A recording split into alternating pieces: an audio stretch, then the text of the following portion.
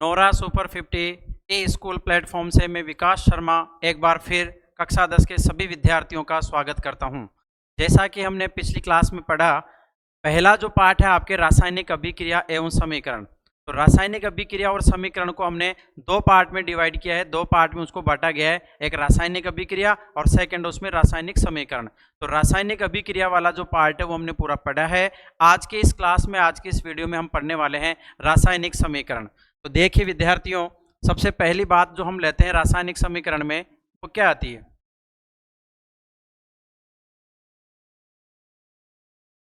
रासायनिक समीकरण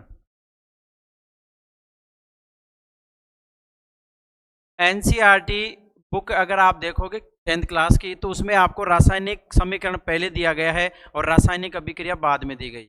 लेकिन मेरा मानना यह है कि जब आपको रासायनिक अभिक्रिया समझ में आ गई तो रासायनिक अभिक्रिया के बाद हम रासायनिक समीकरण को आसान शब्दों में समझ सकते हैं। तो रासायनिक जो समीकरण है वो किसे कहेंगे? देखो, रासायनिक जो अभिक्रिया है उसमें भाग लेने वाले जो तत्व होते हैं, यानी जो क्रिया करते हैं, हम उनको क्या कहते हैं? क्रियाकारक कहते हैं।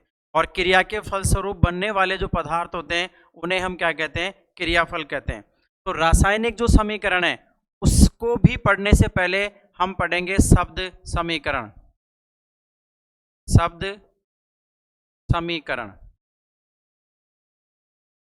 तो शब्द समीकरण का मतलब क्या होता है कि रासायनिक अभिक्रिया में भाग लेने वाले जो पदार्थ होते हैं, रासायनिक अभिक्रिया में भाग लेने वाले जो तत्व होते हैं, उन तत्वों को शब्दों के रूप में व्यक्त करना क्या कहलाएगा? शब्द समीकरण कहलाता है। जैसे मान लो हमने एक उदाहरण देखा था, कैल्शियम कार्बोनेट को गर्म करने पर कैल्शियम ऑक्साइड और कार्बन डाइऑक्साइड प्राप्त होता है। तो कैल्शियम कार्बोनेट और कैल्शियम ऑक्साइड और कार्बन डाइऑक्साइड, इनको जब हम शब्दों के रूप में व्यक्त करेंगे, शब्दों के रूप में जब हम इनको लिखेंगे तो वो क्या कहलाएगा? शब्द समीकरण कहलाता है। यानी रासायनिक अभिक्रिया में भाग लेने वाले जो पदार्थ है, या यूं लिख सकते हैं तत्वों को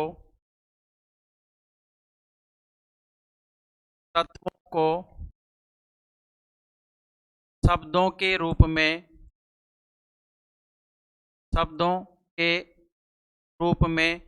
व्यक्त करना, शब्दों के रूप में व्यक्त करना क्या कहलाएगा? शब्द समीकरण कहलाता है।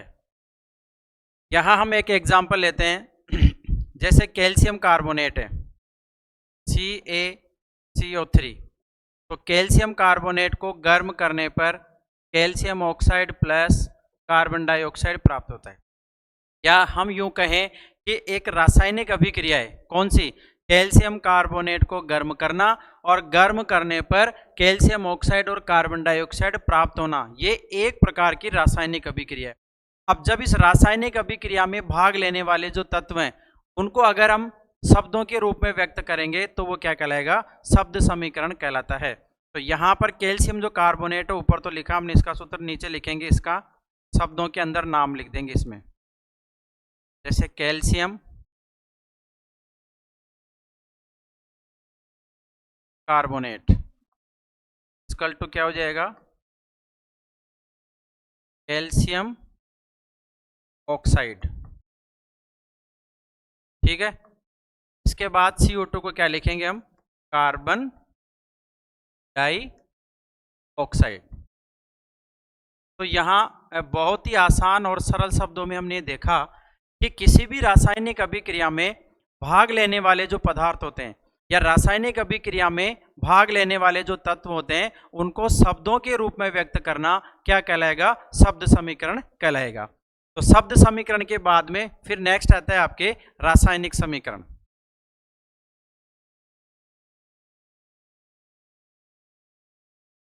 रासायनिक समीकरण अंग्रेजी में क्या कहते हैं इसको? Chemical equation. देखिए, रासायनिक समीकरण से पहले हमने शब्द समीकरण पढ़ा, ये आपको समझ में आ गया।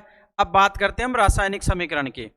यानी किसी भी रासायनिक अभिक्रिया में भाग लेने वाले जो तत्व होते हैं या भाग लेने वाले जो पदार्थ होते हैं उनको प्रतीक और सूत्रों के माध्यम से यदि उनको व्यक्त किया जाता है तो वो क्या कहलाता है? रासायनिक समीकरण कहलाता है।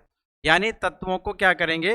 रासायनिक अभिक्रिया में भाग लेने वाले तत्वों को उनके प्रतीक व सूत्र या सूत्रों के रूप में व्यक्त करना। सूत्रों के रूप में व्यक्त करना क्या कहलाएगा? रासायनिक समीकरण कहलाता है। तो यहां पर आपको शब्द समीकरण और रासायनिक समीकरण इन दोनों में अंतर नजर आ रहा होगा कि शब्द समीकरण का मतलब किसी भी रासायनिक अभिक्रिया में भाग लेने वाले तत्वों को शब्दों के रूप में व्यक्त करना, तो शब्द समीकरण कहलाएगा। और रासायनिक अभिक्रिया में भाग लेने वाले तत्वों को प्रतीक व सूत्रों के रूप में व्यक्त करना क्या कहलाएगा? रासायनिक समीकरण कहलाएगा। तो यहां पर देखिए, हमने एक उदाहरण लिया था ऊपर कि कैल्शियम कार्बोनेट को गर्म करने पर कैल्शियम ऑक्साइड और कार्बन डाइऑक्साइड प्राप्त होता है। अब ये जितने भी यहाँ पर कैल्शियम कार्बोनेट और ये जो तत्व हैं, उनको जब उनके सूत्र और प्रतीक के रूप में हम व्यक्त करते हैं, वो रासायनिक समीकरण कहलाएगा। कैल्शियम कार्बोनेट का फॉर्मूला क्या होता है? CaCO3। और कैल्शियम ऑक्साइड का क्या होता है? Calcium oxide. और कार्बन डाइऑक्साइड का क्या हो जाएगा? CO2 हो जाएगा। तो इस प्रकार से ये देखिए, ये बन गया आपके रासायनिक समीकरण। तो इस प्रकार से हमने पहला जो टॉपिक है आपके रासायनिक समीकरण का, उसमें शब्द समीकरण पढ़ा और रासायनिक समीकरण की परिभाषा हमने पढ़ी। इसके बाद नेक्स्ट आपके जो आता है वो है रासायनिक समीकरण की विशेषता, या रासायनिक समीकरण को लिखने के क्या नियम होते हैं। दोनों ही बातें। रासायनिक समीकरण, रासायनिक समीकरण को लिखने के नियम, रासायनिक समीकरण को लिखने के नियम, या इसकी जो टॉपिक की जो हेडिंग है वो ये भी डाल सकते हैं हम, रासायनिक समीकरण की विशेषताएं। क्या विशेषताएं हैं इसकी? दोनों ही बातें। देखिए, रासायनिक समीकरण को लिखने के कुछ नियम होते हैं। उन नियमों के अंदर पहला जो नियम है, यहाँ एक उदाहरण लिख लेते हैं हम। जैसे ये वाला ही उदाहरण ले लेते हैं, CaCO3 = CaO + CO2। इसी को आधार मान करके हम रासायनिक समीकरण को लिखने के जो प्रत्येक नियम है उसको बहुत ही आसान शब्दों में हम समझते हैं। देखिए, पहला नियम क्या कहता है? रासायनिक समीकरण के दो भाग होते हैं, एक तो होता है दायां भाग और एक होता है बायां भाग, यानी LHS साइड और RHS साइड होती है। तो ये वाला जो भाग है उसको हम कहते हैं RHS यानी राइट हैंड साइड, और इधर वाला जो भाग है उसे हम क्या कहेंगे? लेफ्ट हैंड साइड उसको हम बोलते हैं, यानी बायां भाग और दायां भाग। रासायनिक समीकरण को लिखने का पहला जो नियम है, पहला नियम ये कहता है कि जो क्रिया कारक होते हैं, क्रिया कारकों को बाईं ओर लिखा जाता है। क्रिया कारकों को किस ओर लिखा जाता है? बाईं ओर लिखा जाता है। और जो क्रियाफल होते हैं, क्रियाफल जो होते हैं उन्हें किधर लिखा जाएगा? दाईं ओर लिखा जाता है। तो ये पहला नियम आपके कंप्लीट है। रासायनिक समीकरण में क्या करते हैं? पहले नियम के अनुसार रासायनिक अभिक्रिया में भाग लेने वाले जो क्रिया कारक होते हैं उनको हम बाईं ओर लिखते हैं और क्रियाफल को किधर लिखते हैं? दाईं ओर लिखते हैं। ठीक है, क्रिया कारक का मतलब पहले समझा दिया मैंने आपको। अभिक्रिया के अंदर क्रिया करने वाले पदार्थों को क्रिया कारक कहते हैं, और अभिक्रिया के पश्चात बनने वाले जो पदार्थ होते हैं उनको हम क्रियाफल या उत्पाद कहते हैं। देखो, यहां पर क्रिया कारक का एक दूसरा नाम और हम लिख सकते हैं, अभिकारक। क्या लिखेंगे? अभिकारक। और क्रियाफल का भी एक दूसरा नाम लिख सकते हैं हम, जिसे हम क्या कहते हैं? उत्पाद बोलते हैं। तो यहां पर आपको ये समझ में आ गया, इस एरो के निशान के इधर LHS साइड में जो कुछ भी आएगा वो क्रिया कारक कहलाएंगे, और दाएं तरफ जो कुछ आएगा उसे हम क्या कहेंगे? उत्पाद कहेंगे। दूसरा नियम देखिए, दूसरा नियम ये कहता है कि यदि क्रियाकारक और क्रियाफल की संख्या अगर एक से ज्यादा है, एक से ज्यादा का मतलब यदि दो पदार्थ क्रिया कर रहे हैं या उधर क्रियाफल भी दो बन रहे हैं, तो अगर क्रियाकारक और क्रियाफल की संख्या एक से ज्यादा है तो उनके बीच में हम क्या करते हैं? प्लस का निशान लगाते हैं। तो यहां लिखेंगे क्रियाकारक, क्रियाकारक व क्रियाफलों की, क्रियाकारक व क्रियाफलों की संख्या एक से अधिक होने पर एक से अधिक होने पर उनके बीच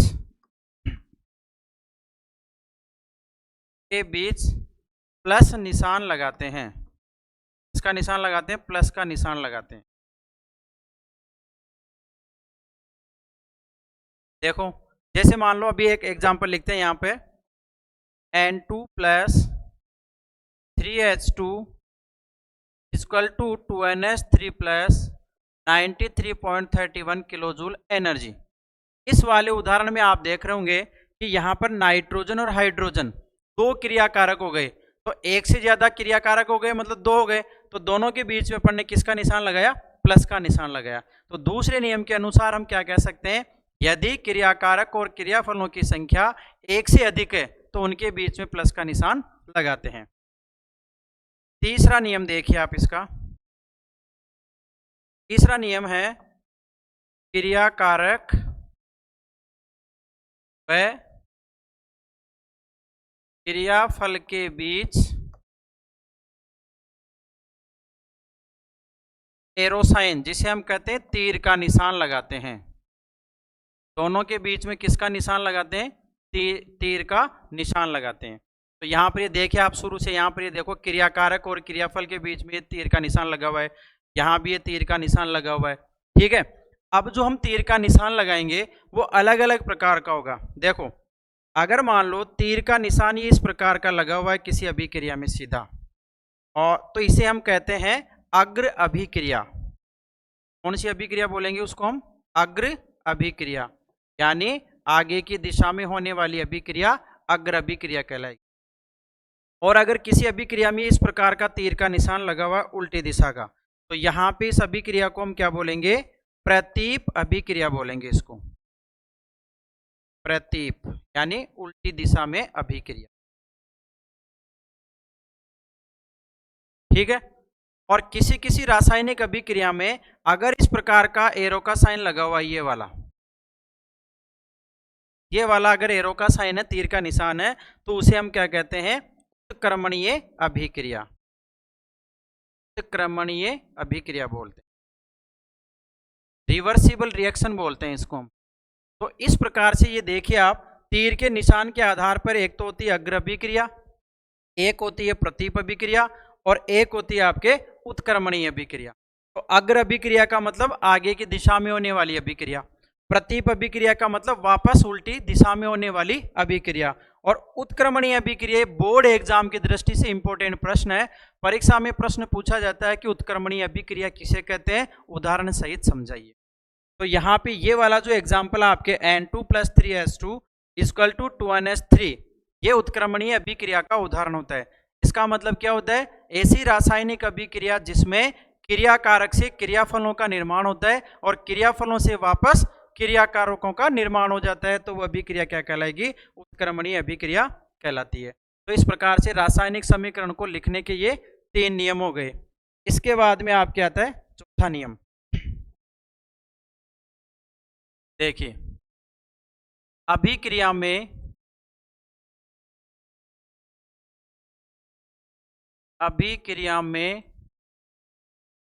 भाग लेने वाले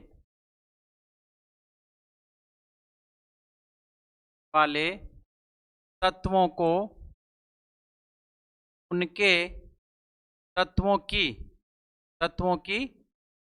भौतिक अवस्थाएं लिखते हैं। क्या लिखते हैं? उनकी भौतिक अवस्थाओं को प्रदर्शित किया जाता है। भौतिक अवस्थाओं को प्रदर्शित करते हैं।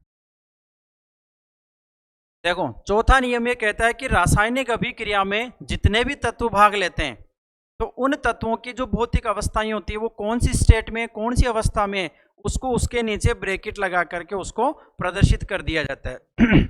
अगर मान लो कोई ठोस पदार्थ है तो उसके आगे ब्रैकेट में क्या लगाया जाएगा? S लिख दिया जाएगा, जिससे ये पता चल जाएगा कि सभी क्रिया में भाग लेने वाला जो पदार्थ है ये कौन सी अवस्था में है। अगर मान लो कोई पदार्थ द्रव अवस्था में है तो उसके आगे ब्रैकेट में L लिख दिया जाएगा यानी लिक्विड, और अगर कोई पदार्थ मान लो गैसीय अवस्था में है उसके आगे ब्रैकेट में क्या लिख दिया जाएगा? G लिख दिया जाएगा यानी गैस, ये तो बात हो गई ठोस द्रव गैस की। और अगर मान लो कोई पदार्थ जलीय विलयन के रूप में है, यानी किसी पदार्थ का अगर जलीय विलयन बना करके उसको काम में लिया गया है, उसके नीचे क्या लिखा जाएगा? जलीय विलयन को लिखेंगे हम AQ, जलीय विलयन। जलीय विलयन के आगे हम लिखेंगे A और Q। AQ का मतलब शॉर्ट फॉर्म में लिखा हमने AQ। AQ का मतलब होता है एक्वस सॉल्यूशन, और एक्वस सॉल्यूशन का मतलब क्या होता है? कोई पदार्थ में हमने पानी मिला करके उसका विलयन बना दिया, उसका सॉल्यूशन बना दिया, तो वो एक्वस सॉल्यूशन कहलाता है। तो इस प्रकार से ये चौथा जो नियम है वो आपके कंप्लीट है। पांचवा नियम क्या कहता है? देखो, अभिक्रिया में कोई भी जो अभिक्रिया होती है वो किसी न किसी टेम्परेचर पे होती है, या कितने भी उसके प्रेशर के ऊपर होते हैं। टेम्परेचर और प्रेशर यानी ताप और दाब जो है उसको भी हम रासायनिक अभिक्रिया के अंदर प्रदर्शित करते हैं। और जितने ताप पर रासायनिक अभिक्रिया होती है, जितने दाब पर रासायनिक अभिक्रिया होती है, उस ताप और दाब को उस तीर के निशान के ऊपर या नीचे की ओर लिख दिया जाता है। इसके अलावा उत्प्रेरक, देखो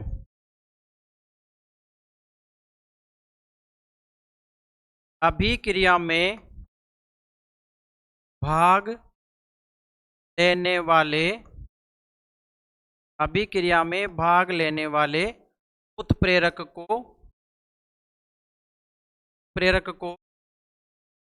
तीर के ऊपर, तीर का जो निशान होता है ना, उसके ऊपर या नीचे लिखा जाता है, ऊपर या नीचे लिखा जाता है।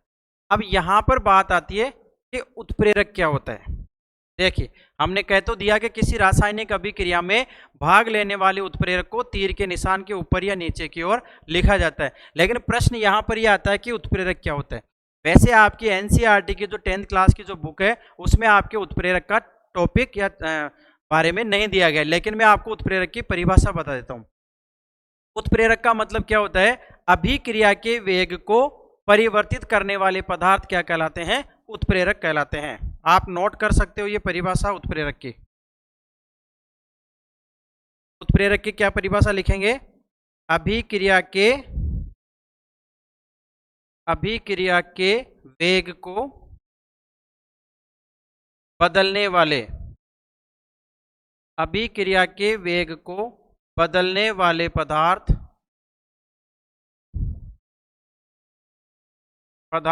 उत्प्रेरक कहलाते हैं। अभिक्रिया के वेग को बदलने वाले पदार्थ उत्प्रेरक कहलाते हैं। इसमें एक इंपॉर्टेंट बात यह आती है कि अभिक्रिया के वेग को तो बदल देते हैं, लेकिन ये खुद जो है ना उत्प्रेरक, ये खुद नहीं बदलते। ये खास विशेषता होती है उत्प्रेरकों की।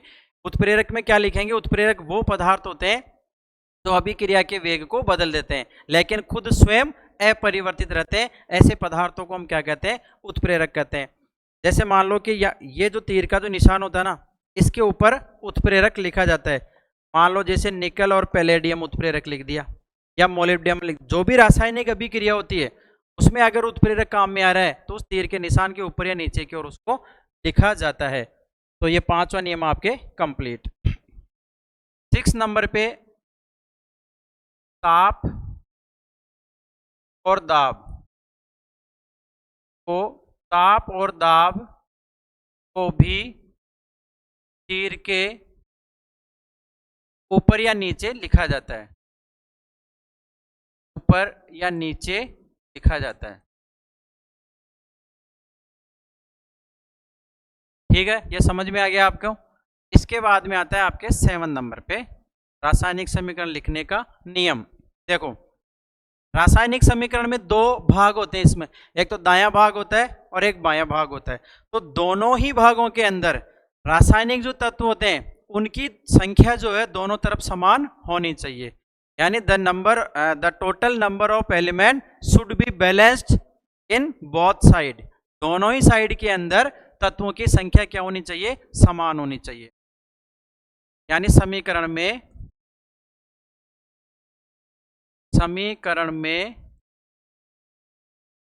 दोनों तरफ का मतलब दायां भाग और बायां भाग, दोनों तरफ तत्वों की संख्या समान होनी चाहिए, संख्या समान होनी चाहिए, और होनी चाहिए यानी होती है, दोनों तरफ संख्या समान होती है। इसे संतुलित समीकरण कहते हैं। कौन सा समीकरण बोलेंगे उसको? संतुलित समीकरण बोलेंगे उसको। ठीक है, ये संतुलित समीकरण कहलाएगा। तो परीक्षा में कभी कभी प्रश्न आ जाता है कि संतुलित समीकरण किसे कहते हैं? ऐसा रासायनिक समीकरण जिसमें दायां भाग और बायां भाग दोनों ही भागों में तत्वों की संख्या समान होती है, वो समीकरण क्या कहलाएगा? संतुलित समीकरण कहलाएगा। और 8वें नंबर पे आप देखिए, यदि तत्वों की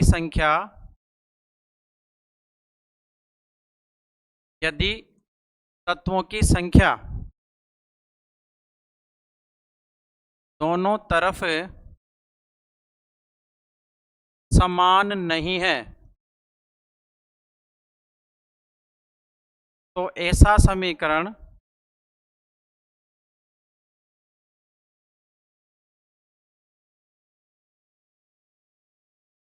असंतुलित समीकरण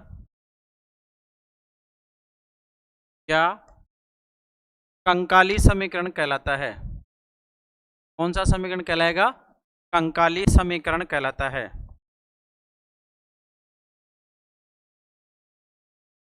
कंकाली समीकरण कहलाता है। तो यहां पे हम बात करते हैं रासायनिक समीकरण में, एक तो संतुलित समीकरण हो गया और एक असंतुलित समीकरण हो गया। संतुलित का मतलब बैलेंस्ड इक्वेशन, जिसमें दोनों ही तरफ तत्वों की संख्या समान होती है, उसे हम कहते हैं संतुलित समीकरण। और ऐसा समीकरण जिसमें दोनों तरफ तत्वों की संख्या समान नहीं होती है, ऐसे समीकरण को हम क्या बोलेंगे? असंतुलित समीकरण, या फिर उसको हम बोलेंगे कंकाली समीकरण। तो इस प्रकार से हमने रासायनिक समीकरण को लिखने के कितने नियम दिए, कितने नियम पढ़े हमने? 8 नियम पढ़े हमने। ठीक है, तो परीक्षा में इसमें से जो प्रश्न आएगा आपके, वो एक तो ये प्रश्न आ सकता है कि रासायनिक समीकरण को लिखने के नियम कौन कौन से हैं, समझाइए। दूसरा प्रश्न आपके आ सकता है संतुलित समीकरण किसे कहते हैं, और तीसरा प्रश्न आपके आ सकता है असंतुलित समीकरण या कंकाली समीकरण किसे कहते हैं। इसमें कंकाली इंपॉर्टेंट शब्द ध्यान रखना आप, क्योंकि असंतुलित समीकरण अगर पूछेंगे तो कोई भी बच्चा लिख सकता है कि दोनों तरफ तत्वों की संख्या समान नहीं होना, यानी बैलेंस नहीं है। लेकिन प्रश्न को घुमा के पूछा जाएगा कि कंकाली समीकरण किसे कहते हैं, परिभाषा दीजिए, तो आपको ये परिभाषा उसमें लिखनी है। ठीक है, इसके बाद में अब नेक्स्ट जो टॉपिक आता है, देखो अगर रासायनिक समीकरण दोनों तरफ बैलेंस है तो हमें कुछ करने की आवश्यकता नहीं है।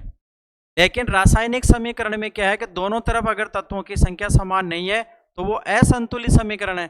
अब परीक्षा में आपके क्या प्रश्न आएगा? आपको पेपर में दिया जाएगा असंतुलित समीकरण लिखा हुआ आएगा, उसको आपको क्या करना है? संतुलित करना है, उसको आपको बैलेंस करना है। तो रासायनिक समीकरण को संतुलित करने की एक विधि आती है जिसे हम कहते हैं हीट एंड ट्रायल मेथड। तो नेक्स्ट जो टॉपिक है आपके वो है रासायनिक समीकरण को संतुलित करने की हीट एंड ट्रायल मेथड। समीकरण को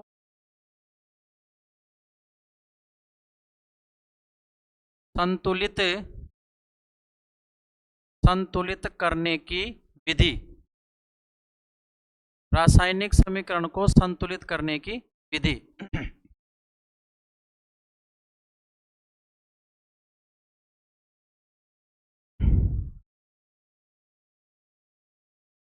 का नाम है heat and trial method. Heat and trial method.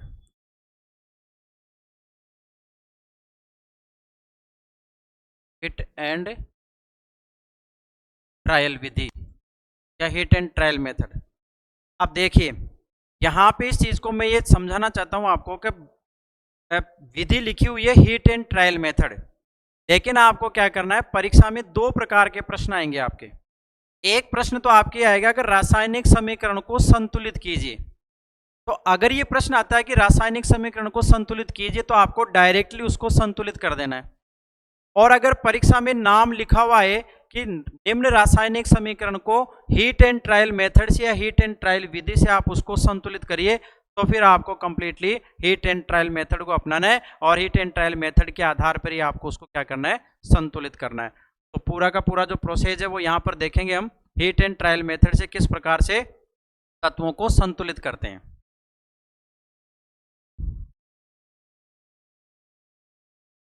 देखिए Fe plus H2O equal to Fe3O4 plus H2।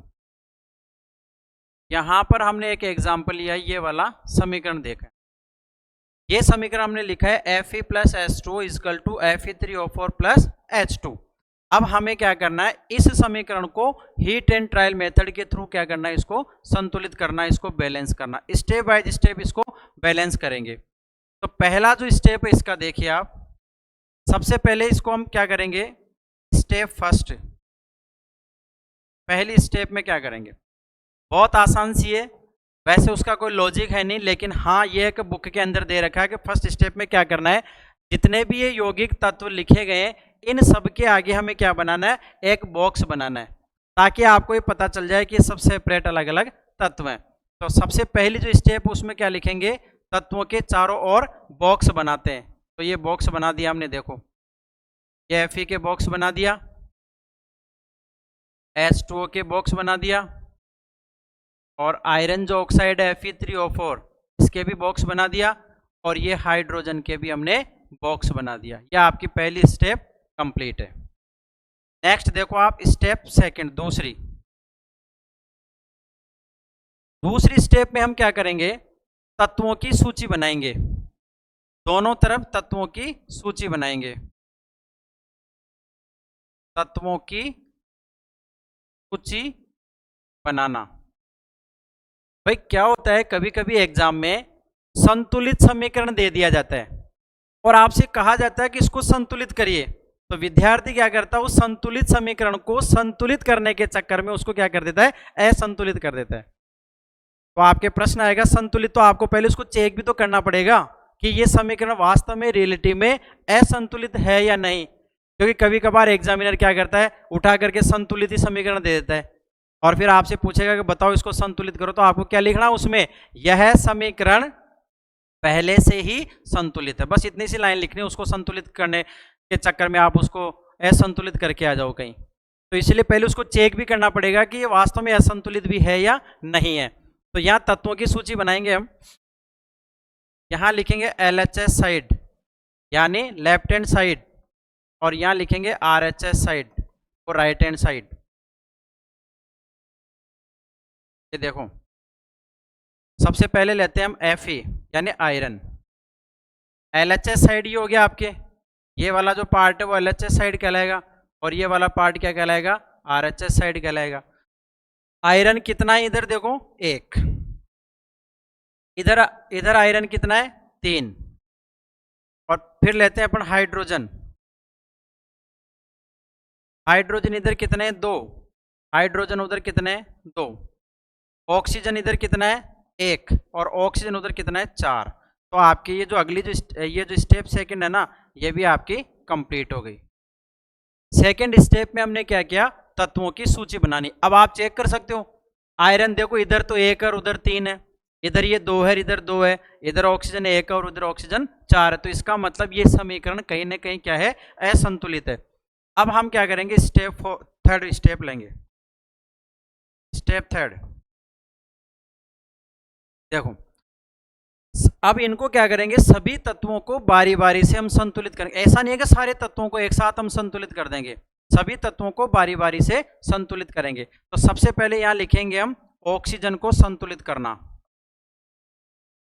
Oxygen को संतुलित करना।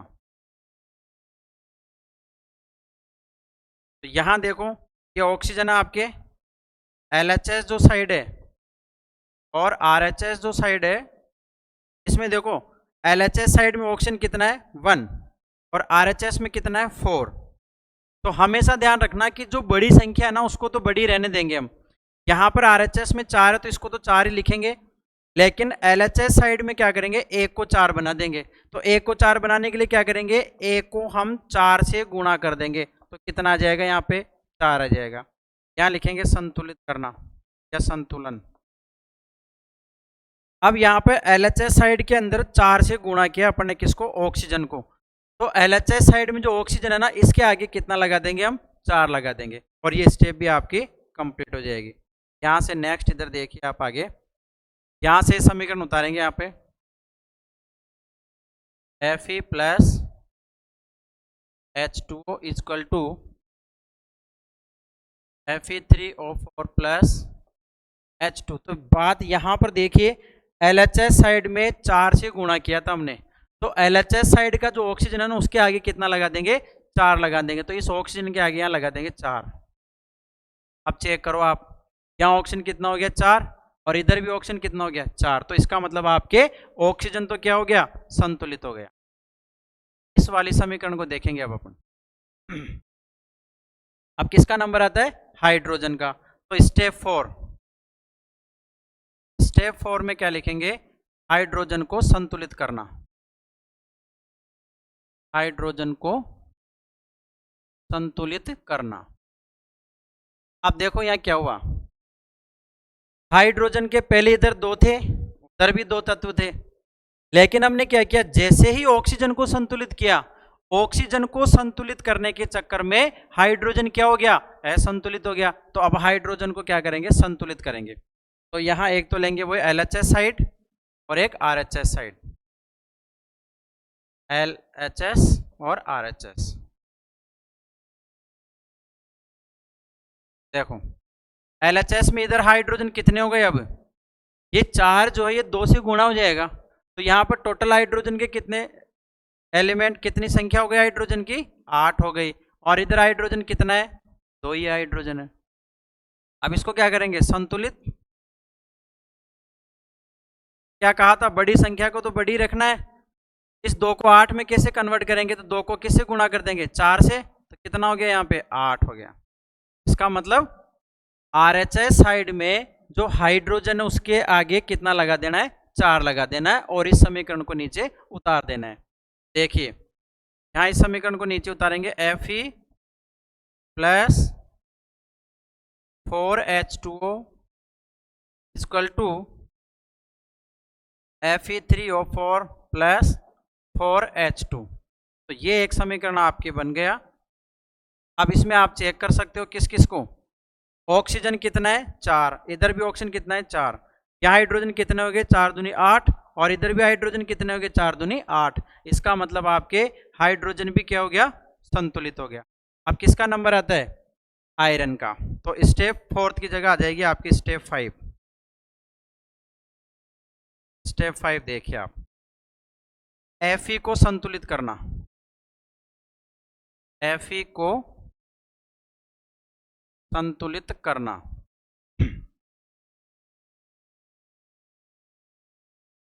Fe को संतुलित करने के लिए वापस वो इसकी लिस्ट बनाएंगे यहाँ पे, LHS और RHS।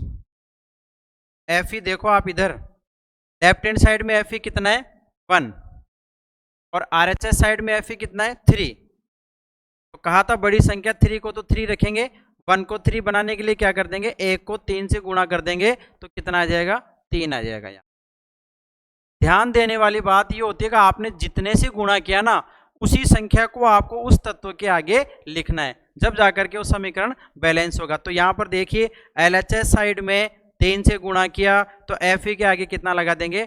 3 लगा देंगे। तो ये समीकरण उतार देंगे यहाँ पे, 3Fe plus 4H2O equal to Fe3O4 plus 4H2।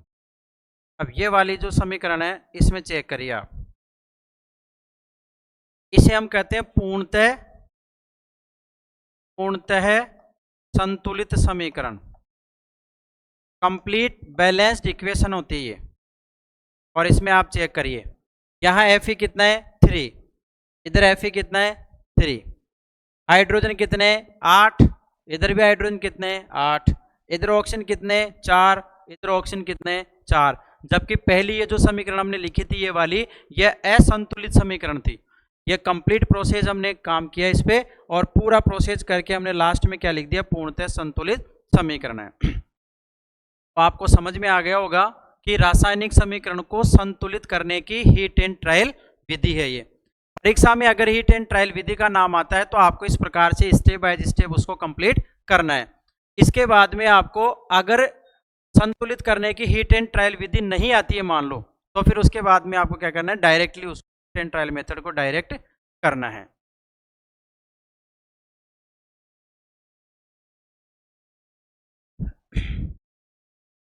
तो इस प्रकार से हमने ये वाला जो पहला जो चैप्टर है वो कंप्लीट रूप से हमने पढ़ा है। रासायनिक अभिक्रिया के बारे में पढ़ा है, रासायनिक अभिक्रिया के उदाहरण पढ़े, रासायनिक समीकरण के बारे में पढ़ा, रासायनिक समीकरण की विशेषताएं पढ़ी, रासायनिक समीकरण को लिखने के नियम पढ़े और रासायनिक समीकरण को किस प्रकार से बैलेंस किया जाता है, इस प्रकार से हमने कंप्लीट रूप से ये पार्ट पूरा पढ़ा है। इसके बाद नेक्स्ट जो वीडियो आपके नेक्स्ट जो क्लास होगी उसमें हम पढ़ेंगे रासायनिक अभिक्रिया एवं समीकरण का पहला जो पार्ट है, उसमें बोर्ड एग्जाम में आने वाले जो इंपॉर्टेंट प्रश्न है और सभी प्रश्नों को यहाँ पर हम देखेंगे। इसके अलावा मैं आपको शॉर्ट नोट्स भी दूंगा इस वाले चैप्टर के, ताकि आपके एग्जाम में उन नोट्स में से कोई भी क्वेश्चन बाहर नहीं जाए और आप ज़्यादा से ज़्यादा मार्क्स साइंस के अंदर लेकर के आए। धन्यवाद।